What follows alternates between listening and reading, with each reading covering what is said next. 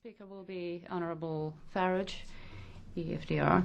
2 minutes. Amongst the long list of foreign policy failures and contradictions in the last few years, including of course the bombing of Libya, the desire to arm the rebels in Syria, has been the unnecessary provocation of Vladimir Putin.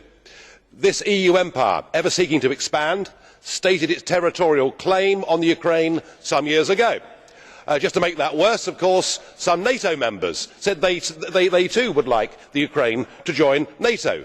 We directly encouraged the uprising in the Ukraine that led to the toppling of the President Yanukovych, and that led, of course, in turn to Vladimir Putin reacting.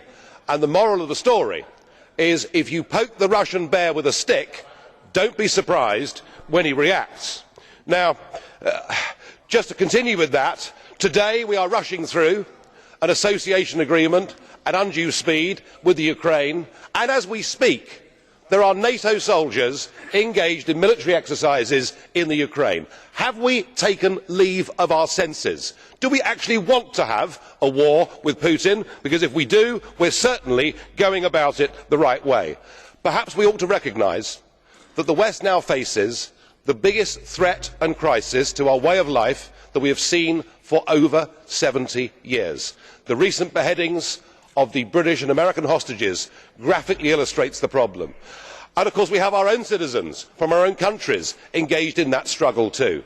In the war against Islamic extremism, Vladimir Putin, whatever we may think of him as a human being, is actually on our side. I suggest we grow up. I suggest we recognise the real threat facing all of our countries, communities and societies. We stop playing war games in the Ukraine and we start to prepare a plan to help countries like Syria, like Iraq, like Kenya, like indeed Nigeria, to try and help them to deal with the real threat that faces us. Let us not go on provoking Putin, whether we like him or not. Kiitoksia. Thank you. Mr. Farage. Did a blue card question, actually a few blue card questions. The first one of these was by Mr. Pascu. Do you accept this blue card? Mr. Pascu, 30 seconds, please.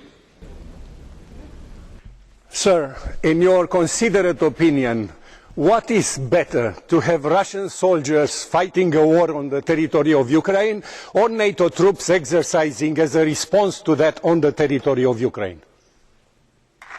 Mr. Farage, 30 seconds, please.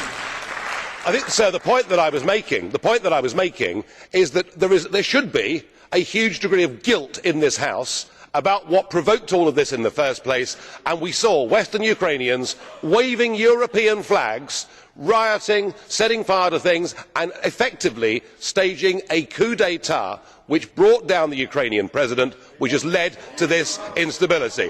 Yes, you are the guilty people and you refuse to accept it.